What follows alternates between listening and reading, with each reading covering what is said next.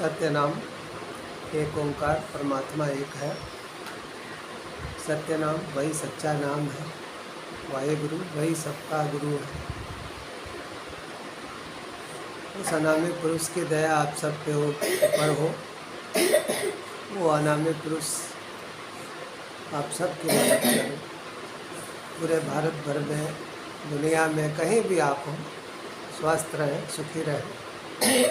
पूरे विश्व में शांति हो, सद्भाव हो। प्रकृति पुरुष सिद्धपीठ आश्रम वाराणसी में आज रविवार 10 अगस्त 2025 को आध्यात्मिक परसोत्तरी का आयोजन किया गया है। बहुत सारे लोग फेसबुक, ट्विटर, व्हाट्सएप के जरिए सवाल करते हैं। कई प्रश्न सत्संगियों के भी होते हैं। आश्रम के प्रिय सत्संगी श्री मनीष वर्मा आज की आध्यात्मिक परसोत्तरी की शुरुआत करेंगे। शुरू कीजिए। सबसे पहले गुरु जी के चरणों में प्रणाम। और जैसा कि आप लोग जानते हैं, समय समय पे परसोत्तरी कार्यक्रम, हमारे सत्संग कार्यक्रम होता रहता है। आज वो दिन है जिस दिन परसोत्तरी कार्यक्रम होने जा रहा है। गुरु जी से पहला सवाल एक गुरु भाई का है। गुरु जी, कहा जाता है कि सच बोलने से संसार नहीं मिलता है और झूठ बोलने से भगवान नहीं मिलते। हाँ, सवाल तो अच्छा है, लेकिन इसकी गहराई में जाना होगा। देखो, संत कहते हैं कि संसार में जीवन कठिन है, क्योंकि तरह तरह के लोग हैं। आपको झूठ बोलने वाले भी मिलेंगे, धोखा देने वाले भी मिलेंगे। ज़्यादातर अच्छे लोग आपको कम मिलेंगे। तो संत कहते हैं कि संसार में आप संसारी हो करके जीवन जिए, किसी का अहित ना करें,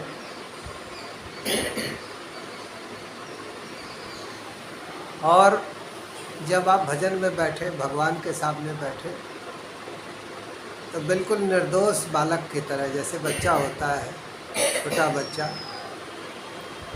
बिल्कुल निर्दोष, ठीक इसी तरह से भगवान के सामने, यानी भजन करते समय गुरु के सामने बिल्कुल निर्दोष हो जाना चाहिए। और संसार में आप हैं तो आपको व्यवहार संसारी रखना हो, करना हो। संसार में सच बोल करके भी गुजारा हो सकता है। जरूरी नहीं कि हर आदमी संसार में झूठ बोले तभी गुजारा हो। संसार में सच बोल के भी गुजारा हो सकता है। शर्त यही है कि आप मेहनत ईमानदारी से जीवन जी रहे हैं, कोई छल कपट नहीं है, किसी की संपत्ति के प्रति लालच नहीं है, तो दुनिया में सच बोल करके भी आप गुजारा कर सकते हैं। रही बात भगवान की, कि भगवान जो है झूठ बोलने से नहीं मिलते।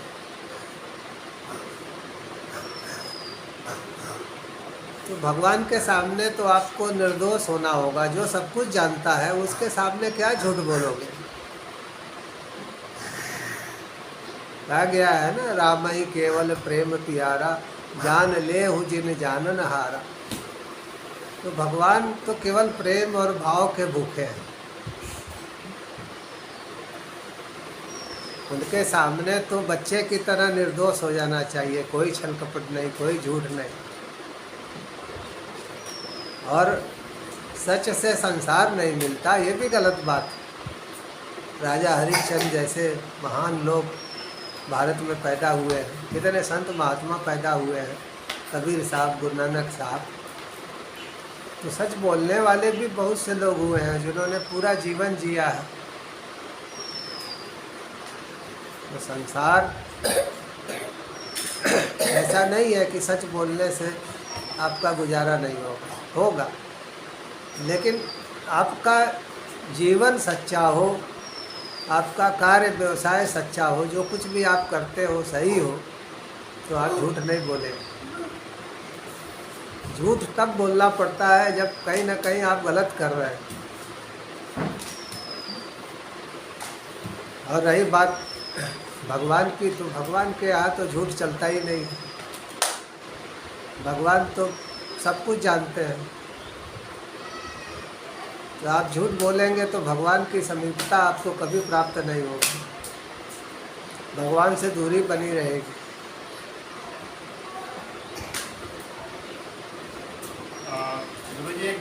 गुरु भाई का एक दूसरा प्रश्न है, गुरु जी कर्म कितने तरह के होते हैं? बहुत अच्छा सवाल है। और जो विद्वान हैं विप्रजन, वही ऐसे सवाल भी करते हैं। श्रीमद् भगवत गीता को यदि आप पढ़ेंगे देखेंगे तो वहाँ पे 3 तरह के कर्म जो है दिए गए हैं। कर्म, अकर्म और विकर्म। अब इसको समझ लीजिए कि कर्म तो संसार में सभी करते हैं। जीव जंतु, पेड़ पौधे, पशु पक्षी सभी कर्म करते हैं। लेकिन अकर्म का मतलब क्या है? अकर्म का मतलब है कि हम नहीं कर रहे हैं, परमात्मा ही करा रहे हैं। अपने को एक साधन मात्र मान करके, निमित्त मात्र मान करके काम करना। भगवान का नियति का एक साधन या निमित्त मात्र मान करके काम करना, और जो कुछ भी आप कर रहे हैं उसका श्रेय परमात्मा को देना, ये अकर्म कहलाता है। यानी आप कर्म करते हुए भी नहीं कर रहे हैं, आपके ऊपर कोई बंधन नहीं आएगा। और तीसरा है विकर्म। विकर्म जो है एक रहनी सहनी है संतों की, और उस रहनी सहनी में संतों के मन में, हृदय में न कोई संकल्प उठता है न विकल्प उठता है।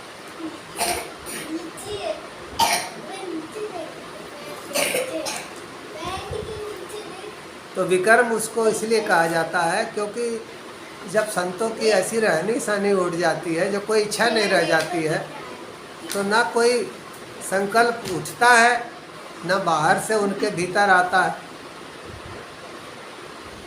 और जब संकल्प ही नहीं उठेगा तो विकल्प की तलाश क्यों आप करेंगे?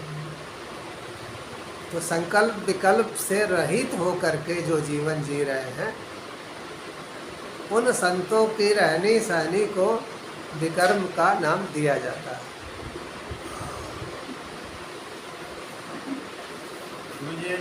गुरु बहन का एक प्रश्न है, ये गीता के अनुसार नियत कर्म क्या है? बहुत अच्छा सवाल है, और ये पूरी गीता का सार है। पूरी गीता का सार यही है कि नियति ने हमारे लिए क्या नियत कर्म किया है। संसार में तो जीविकोपार्जन के लिए आप दुकान करते हैं, बिजनेस करते हैं, काम धंधा करते हैं।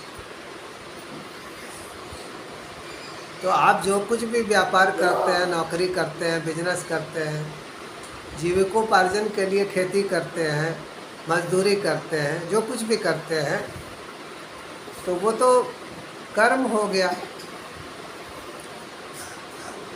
अब भगवान कहते हैं नियत कर्म। तो नियत कर्म का अर्थ है भजन करना। नियति आपसे क्या चाहती है? नियति आपसे क्या चाहती है? नियति आपसे यह चाहती है कि आप नियत कर्म यानी भजन करें, संत महात्माओं से सही विधि जान करके, और परमात्मा के समीप आप जाएं, परमात्मा की आप अनुभूति प्राप्त करें। तो परमात्मा की अनुभूति प्राप्त करने का जो विधि विधान है, उसी का श्रीमद् भगवत गीता में जो है नियत कर्म नाम दिया गया है। सरल शब्द में आप यूँ समझिए कि जो संत महापुरुष दीक्षा के समय आपको श्वास का भजन देते हैं या साधना का कोई भी मार्ग आपको प्रशस्त करते हैं, बताते हैं दीक्षा के समय, और उस मार्ग से ईश्वर की समीपता प्राप्त हो, तो वो नियत कर्म है। जिससे ईश्वर के नज़दीक आप जा सकें, उसकी समीपता पा सकें, उसे गीता में नियत कर्म कहा गया। ये गुरु भाई का प्रश्न है, भजन कितने प्रकार का है? भजन 3 प्रकार का होगा। ये भी अच्छा सवाल है। 3 प्रकार का। भजन की 4 श्रेणियां हैं।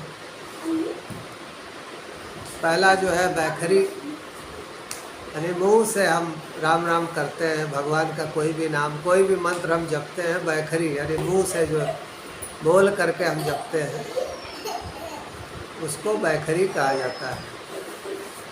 दूसरी श्रेणी है मध्यमा, यानी मंत्र का हम जाप कर रहे हैं या कोई पाठ कर रहे हैं, उसको हम ही सुन पाए, हमारे बगल में जो बैठा है वो भी ना सुन पाए, तो मध्यमा का अर्थ है मध्यम स्वर में। बैखरी का मतलब है जोर से उच्चारण करके, और मध्यमा का अर्थ है कि मध्यम स्वर में जो हम उच्चारण करके भजन करते हैं या मंत्र करते हैं, पाठ करते हैं, जप करते हैं, वो मध्यमा है।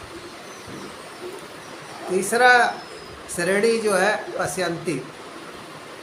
महात्मा बुद्ध और जो तमाम महापुरुष हैं, वो श्वास के भजन पे बहुत जोर दिया है सबने। महात्मा बुद्ध के अनुसार पश्यंती का अर्थ है देखना। पश्यंती का अर्थ होता है देखना, श्वास को शरीर के भीतर जाते हुए देखना, फिर बाहर निकलते हुए देखना।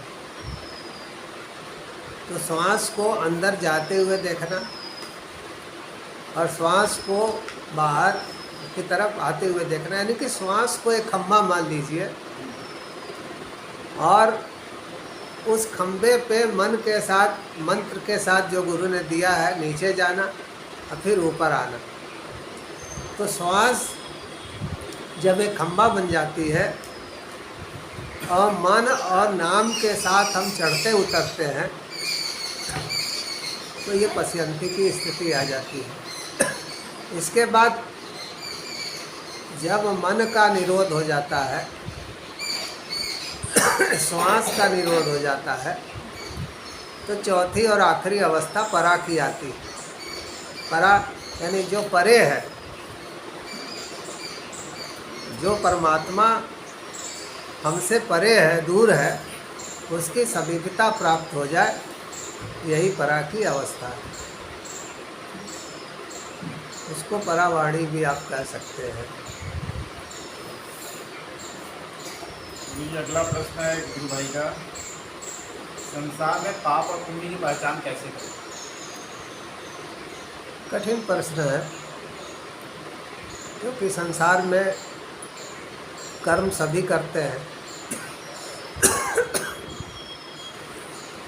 अब हम पाप कर रहे हैं कि पुण्य कर रहे हैं, ये डिसाइड कौन करेगा, फैसला कौन करेगा इसका कि हम जो कुछ भी कर रहे हैं वो पाप कर रहे हैं या पुण्य कर रहे हैं? इसका फैसला कौन करेगा? तो जाहिर सी बात है कि परमात्मा और भाग्य वो तो बाद में फैसला करेंगे। आपने अच्छा बुरा जो भी कर्म किया तो नियति तो बाद में फैसला करेगी कि आपको क्या सुख या दुख देना है, क्या रोग या कष्ट देना है। नियति तो बाद में निर्णय देगी।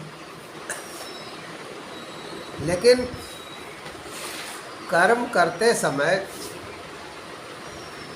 किसी का अहित हम कर रहे हैं तो वो पाप।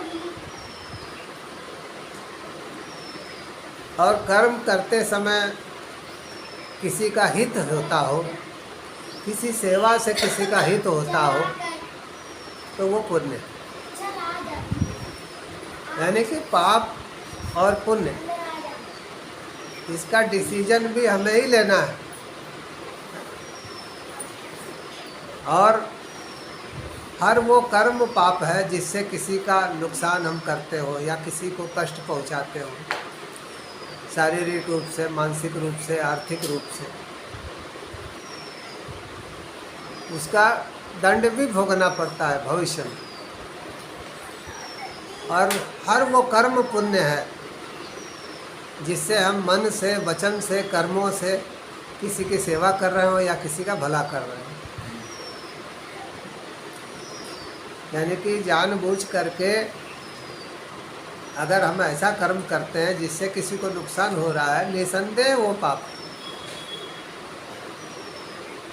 और यदि हम परमात्मा की भक्ति में डूब करके सेवा करते हैं, जो कुछ भी समाज में अच्छा करते हैं, सब पुण्य है।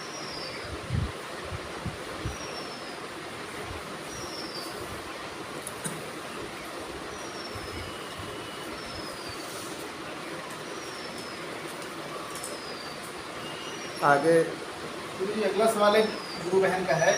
उनका पूछना है कि साक्षी भाव क्या है गुरु जी? बहुत अच्छा सवाल है।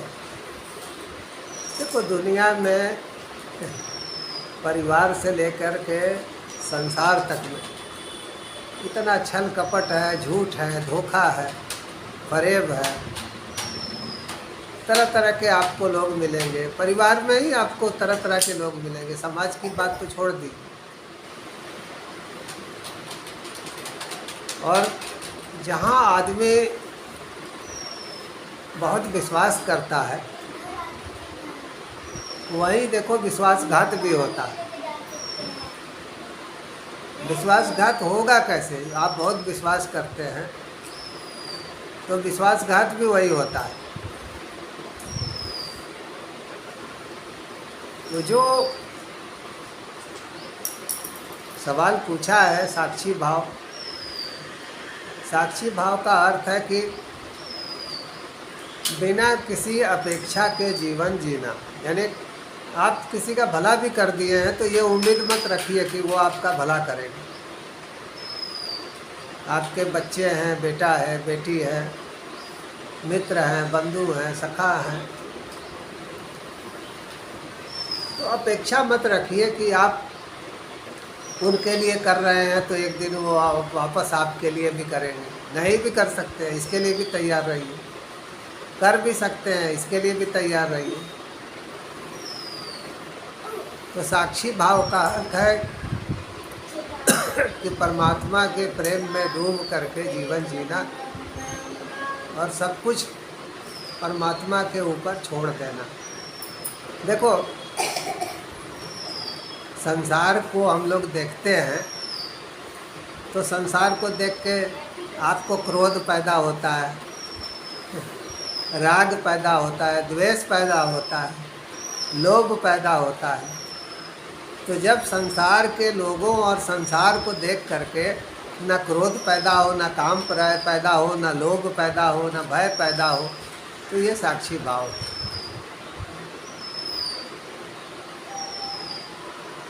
मुझे अगला सवाल है, मन तो चंचल है तो फिर मन का निरोध का संभव है?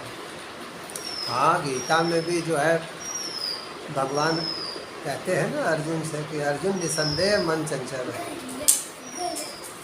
और मन को बस में करना जो है कठिन काम है। बड़े बड़े योगियों, तपस्वियों, सबके लिए कठिन काम है। तो भगवान रास्ता भी बताते हैं कि अभ्यास और वैराग्य, अभ्यास और वैराग्य से ही जो है मन जो है संयमित हो सकता है। अभ्यास क्या? तो जो गुरु ने दीक्षा दिया है, मंत्र दिया है, उसका अभ्यास। और वैराग्य क्या है? हमारे अंदर विवेक जागृत हो जाए और हमारी इच्छाएं जो है कम होने लगे। देखो, गुरु की सबसे बड़ी कृपा है विवेक जागृत हो जाए। तो विवेक जागृत हो गया, गुरु की अनमोल वस्तु आपने पा ली, और विवेक जागृत होने के बाद आपकी इच्छाएं कम होने लगे, कम होती चली जाएं। ये सबसे उत्तम स्थिति है। तो अभ्यास और वैराग्य, चंचल मन को संयमित करने का यही एकमात्र रास्ता है, और कोई रास्ता नहीं। और इच्छाएं जो जो आप कम करेंगे त्यों त्यों मन जो है संयमित हो जाएगा, भागना जो है कम कर देगा। मन की भागदौड़ कहाँ होती है? इच्छाओं के पीछे। आपकी चाहतों के पीछे ही तो मन दौड़ता है। मन कहाँ दौड़ता है? ये इच्छा, वो इच्छा, उसी में न दौड़ता है, और कहाँ दौड़ता है? जब इच्छा ही हमारी कम होती जाए, चाहे वो ज्ञान से हो, गुरु की कृपा से हो, भगवान की कृपा से हो, भक्ति से हो, कैसे भी हो, होना चाहिए। गुरु जी, अगला सवाल है गुरु भाई का है। संसार में हेल्थ वीक चल रहा है, जिसमें इसका असर क्या होगा? कौन सा जी? आजकल बड़ी चर्चा है, जब से ट्रंप साहब अमेरिका के राष्ट्रपति हुए हैं, तो टैरिफ युद्ध की दुनिया में बड़ी चर्चा है।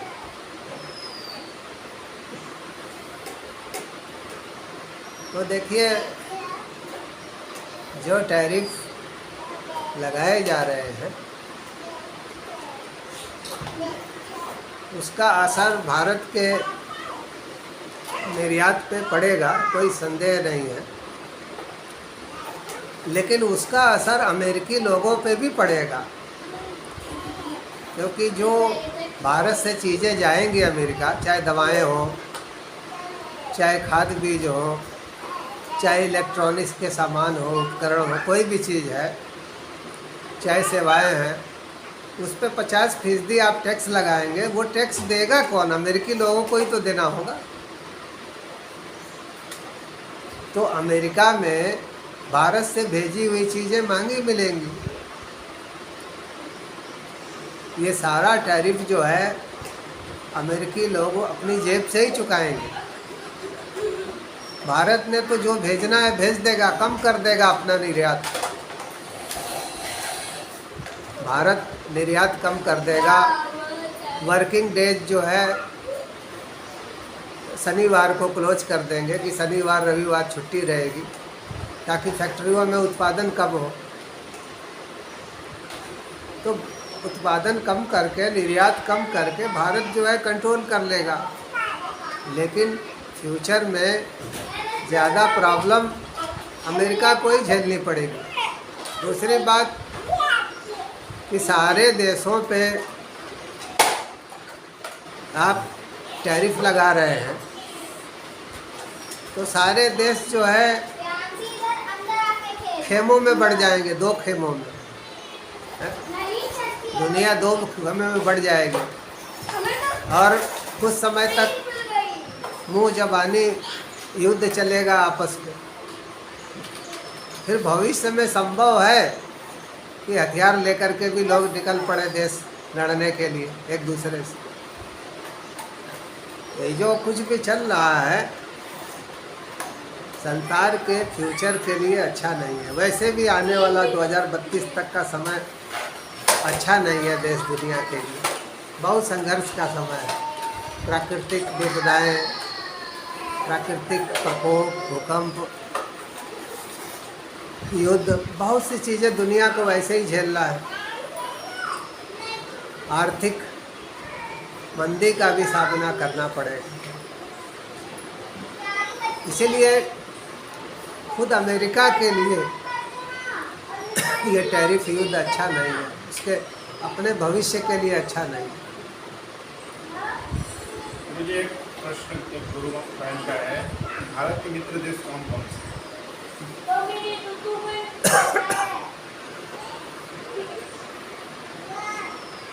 देखो, संसार में कोई स्थायी रूप से मित्र भी नहीं होता, स्थायी रूप से शत्रु भी नहीं होता। और इस समय जो दुनिया में सभी देशों की विदेश नीति चल रही है, वो राष्ट्र प्रथम की चल रही है कि हमारा देश का हित सर्वोपरि है, हम अपने देश का हित सबसे पहले देखेंगे। सारे देशों की यही सोच है, भारत की भी यही सोच है। तो आजकल का जो माहौल है उसमें देश का हित जिस देश से हो वो मित्र है। वैसे आप देखें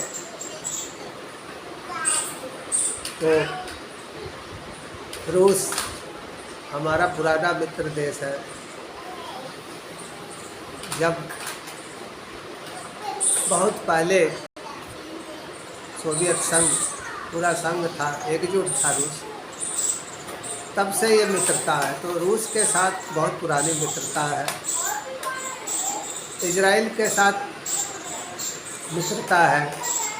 हमारे देश का हित इनसे पूरा होता है।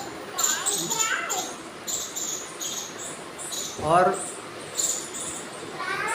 रूस की हम मदद कर रहे हैं, इजराइल की भी हम मदद कर रहे हैं। तो एक दूसरे का हित जो देश समझते हैं, मित्रता भी वही कायम होती है और लंबे समय तक वही मित्रता चलती है।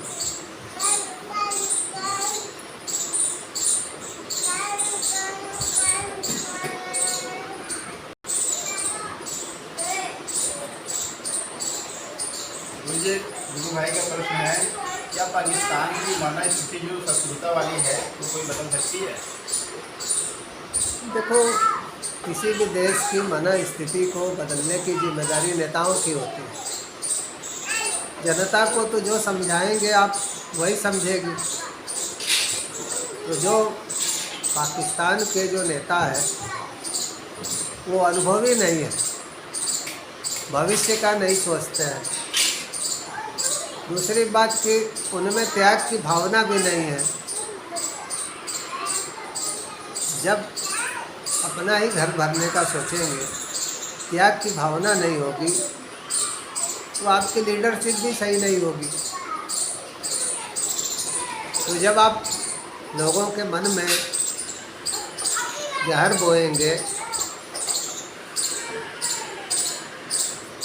और लोगों को ये समझाएंगे कि भारत के लोग या हिंदू लोग काफिर हैं, तो जनता भी वही भाषा बोलती है। लेकिन अब जनता जो है धीरे धीरे समझदार हो रही है। उम्मीद करते हैं कि जनता आने वाले समय में अपना हित देखेगी कि हमारा हित कहाँ पे है। और जो झूठे ख्वाब वहाँ के लीडर दिखाते हैं, तो जनता जो है उसकी सच्चाई जो है धीरे धीरे समझेगी कि जो है हमें जो है किस तरह से पाकिस्तान के लीडर जो हैं वो हमें झूठे ख्वाब दिखाते हैं। जनता की स्थिति खराब हो रही है। अगर नेताओं में त्याग की भावना नहीं होगी तो जनता की स्थिति खराब होगी। और यही पाकिस्तान का रोना यही है कि नेताओं के मन में त्याग की भावना नहीं है। जब तक आप फकीरों का जीवन नहीं जिएंगे, जनता कैसे अमीर होगी, जनता कैसे खुशहाल होगी। मुझे गुरु बहन का प्रश्न है, प्रधानमंत्री श्री नरेंद्र मोदी को आप किस रूप में देखते हैं? देखिए, नियति को बहुत कुछ बदलना था भारत में, और नियति को ज़रूरत पैदा हुई तो उसने ऐसी परिस्थितियां क्रिएट किया कि भारत में हमारे माननीय प्रधानमंत्री मोदी जी जैसे महापुरुष का अवतरण हुआ। देखो, जो नियति को काम लेना है उसके लिए वो महापुरुषों को भी चुन लेती है। तो जो मोदी जी से काम लेना था नियति को, बड़े बड़े भारत के हित में, तो राष्ट्र हित में जो जो बड़े काम लेना था उसके लिए ही नियति ने मोदी जी को चुना। और नियति के पास असीम दैविक शक्तियाँ हैं। उसने मदद भी किया उनकी, कर भी रही है, करेगी भी। और आने वाले सदियां बीत जाएंगी, फिर भी लोग मोदी जी के कामों को नहीं भूल पाएंगे। उनके काम जो है अविस्मरणीय है।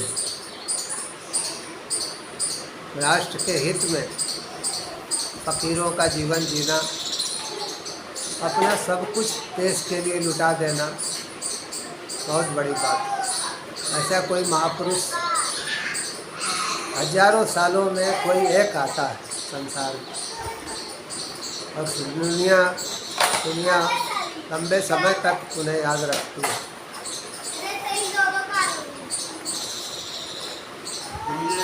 गुरु भाई का प्रश्न है, मोदी जी को कब तक देश संभालना चाहिए?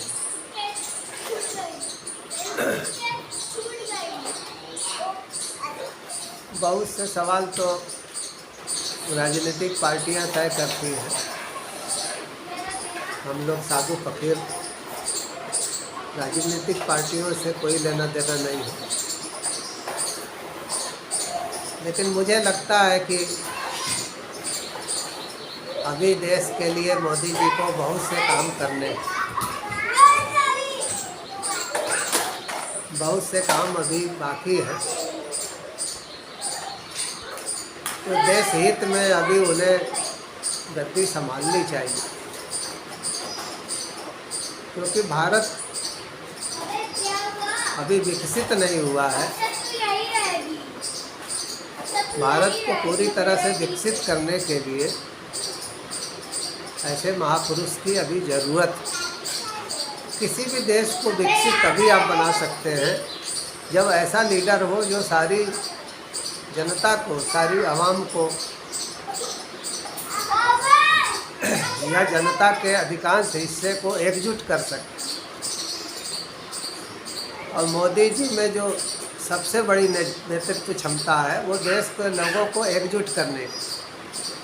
तो जाति धर्म से ऊपर उठ के लोग एकजुट हुए, हजारों सालों के बाद ऐसा चमत्कार हुआ, बहुत बड़ी बात। तो अभी देश हित में उनको कार्य करना चाहिए कई साल तक, जब तक संभव हो।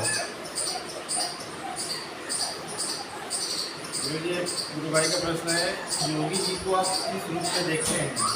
क्या यूपी में उनका कार्य पूरा हो चुका है? योगी जी देश के भविष्य हैं। उन्होंने बहुत अच्छा काम किया है उत्तर प्रदेश में, खास करके कानून व्यवस्था के मामले में। बहन बेटियां जो है आराम से कहीं भी आती जाती हैं। समाज में जो असामाजिक तत्वों का खौफ होता है, उस भय को उन्होंने ख़त्म किया है। ये उनकी सबसे बड़ी उपलब्धि है। और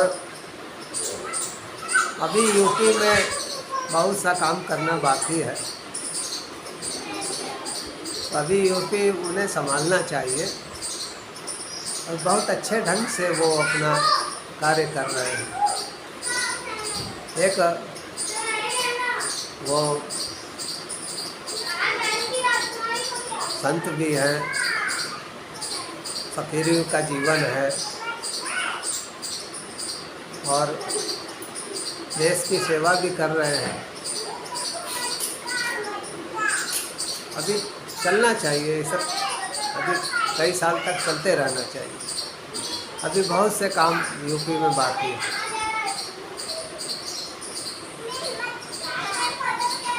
गुरुजी, एक गुरु बहन का प्रश्न है, सरकारी सेवाओं का लाभ गरीबों तक पूरी तरह से क्यों नहीं पहुँचता?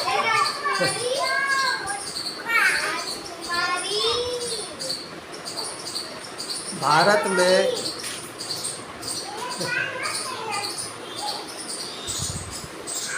जो सरकारी स्कीमें हैं वो जन जन तक पहुँचे, इसकी कोशिश होनी चाहिए। सरकारी सेवाओं का लाभ अधिकतर तो वो लोग उठा रहे हैं जो सक्षम हैं।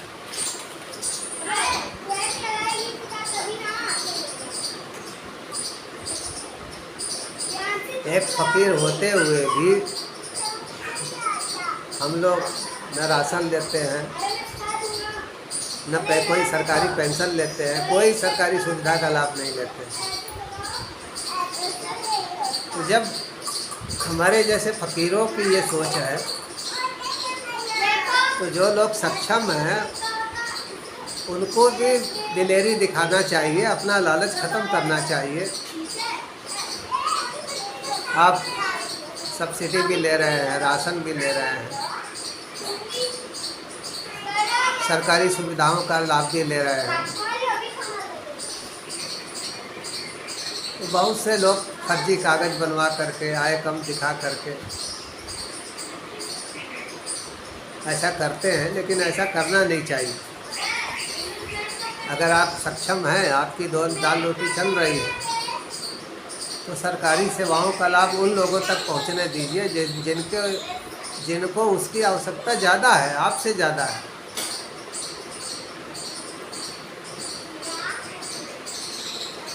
और इसकी छानबीन होनी चाहिए। सरकार को घर घर जा कर के छानबीन करनी चाहिए कि सरकारी सुविधाओं का लाभ किसे मिलना चाहिए, किसे नहीं मिलना चाहिए, और कौन इसका दुरुपयोग कर रहा है, गलत फ़ायदा उठा रहा है। तो सक्षम लोग भी, अधिकतर सक्षम लोग ही लाभ उठाते हैं, जो कि गलत। ये लाभ वहाँ तक पहुँचना चाहिए, झुग्गी झोपड़ियों तक पहुँचना चाहिए। और अभी ठीक ढंग से पहुँच नहीं पा रहा, इसमें और सुधार की ज़रूरत है। अगला प्रश्न गुरु भाई का है, भारत का भविष्य आप गुरु जी कैसा देखते हैं? देखो, भविष्य देश के लोगों से बनता है। भारत की लीडरशिप, सदियों बाद भारत को अच्छी लीडरशिप मिली है, प्रदेश को अच्छी लीडरशिप मिली है। देश का विकास भी तेज़ी से हो रहा है,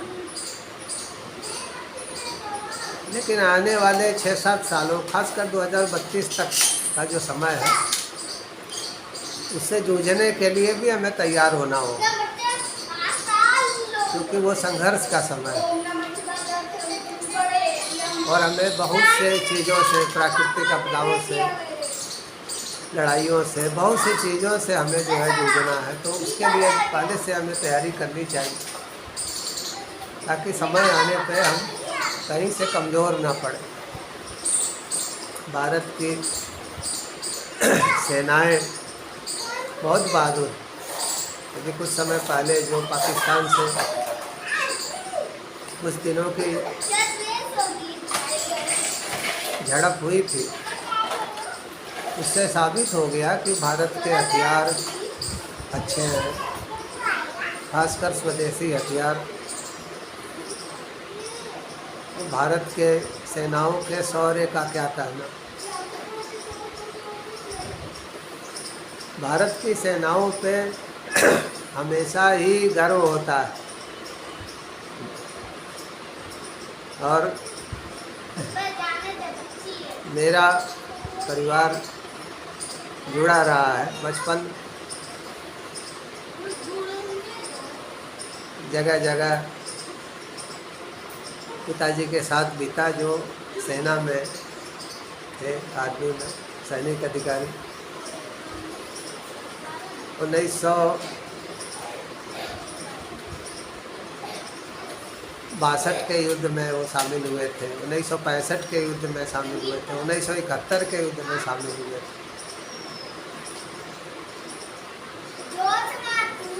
तो भारत की सेनाओं का शौर्य तो अप्रतिम है, उसकी मिसाल दुनिया में मिलना मुश्किल है। लेकिन सेना को भी और नए नए हथियारों की ज़रूरत है, उपकरणों की ज़रूरत है, और आने वाले समय को ध्यान में रखते हुए हमें आधुनिकीकरण पे जोर देना होगा। और जो भारत में नारा लगाया जाता है, जय जवान जय किसान, तो हमें सेना के शौर्य के साथ साथ किसानों का भी शौर्य जरूरी है। किसानों की तरफ हमें और ध्यान देना होगा ताकि हमारे पास अन्न का भंडार भी रहे भविष्य की समस्याओं से जूझने के लिए। और भारत का भविष्य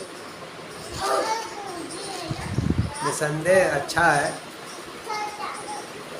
लेकिन 6-7 साल संघर्ष के समय है, भारत ही नहीं सारी दुनिया के लिए। कोई अगला प्रश्न है, क्या भारत विश्व गुरु बनेगा? विश्व गुरु बनने का सही आशय क्या है?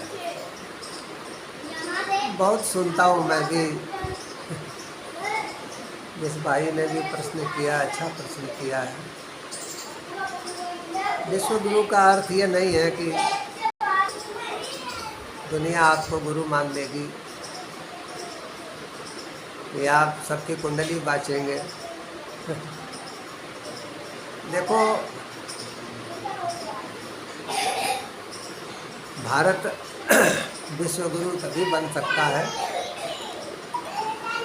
जब भारत के लोग आध्यात्मिक बनेंगे। विश्व गुरु बनने का अर्थ है कि आपको आपके यहाँ का जो आध्यात्मिक दर्शन है उसको दुनिया माने, उसकी सच्चाई को पहचाने। तो यहाँ के संतों महापुरुषों को पूरी दुनिया में आदर मिले, यही विश्व गुरु की स्थिति है। और हम कहते हैं ना कि प्रकृति और पुरुष सनातन है। गीता के अध्याय 13 में देखिए, सनातन की परिभाषा दी गई है।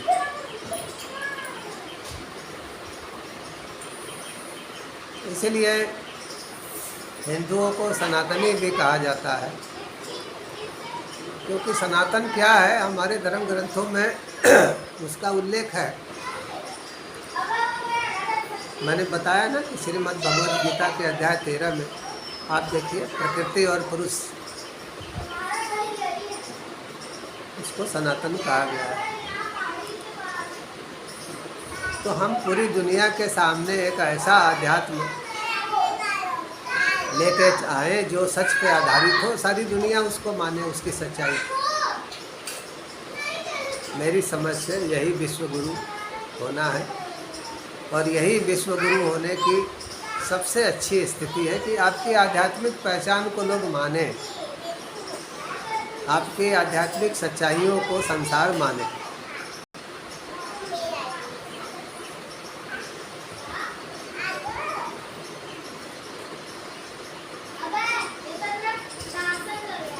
गुरु जी, गुरु भाई बहनों के सारे प्रश्न खत्म है। मेरे मन में एक जिज्ञासा जागी है, पहले प्रश्न से मिलता जुलता मेरा प्रश्न है। हमने कहावत सुनी थी, चंद्र टरे सूरज टरे, टरे जगत व्यवहार, शायद दिख श्री हरिश्चंद्र का टरे न सकते विचार। पहले के ज़माने में गुरु जी ऐसे ऐसे महापुरुष हुआ करते थे जो आज हम उनको याद करते हैं, क्या इस कलयुग में ऐसे लोगों का जन्म संभव है? महापुरुष देखो दुनिया में हमेशा ही रहते हैं। श्रीमद् भगवत गीता में भी भगवान कृष्ण कहते हैं ना कि महापुरुषों का जन्म होता कैसे। तो जब भगवान से दूरी महसूस होती है और सत्य की खोज में कोई व्यक्ति निकल पड़ता है तो महापुरुषों की संगति करके वो महापुरुष ही हो जाता है। इसलिए कहा गया है कि महापुरुषों का अवतरण होता है। ये अवतरण तब होता है जब हृदय में परमात्मा को वो निहार लेते हैं। हृदयस्थ परमात्मा को निहार लेते हैं तो उनके भीतर ही अवतरण हो जाता है परमात्मा। और ऐसे महापुरुष जो है अवतारी कहलाते हैं। तो महापुरुष हर काल में रहे हैं हमेशा। कोई ऐसा काल नहीं था जब महापुरुष ना हो। आज भी हैं और आने वाले समय में भी होंगे। महापुरुष अगर ना हो तो जीव को ज्ञान कैसे होगा।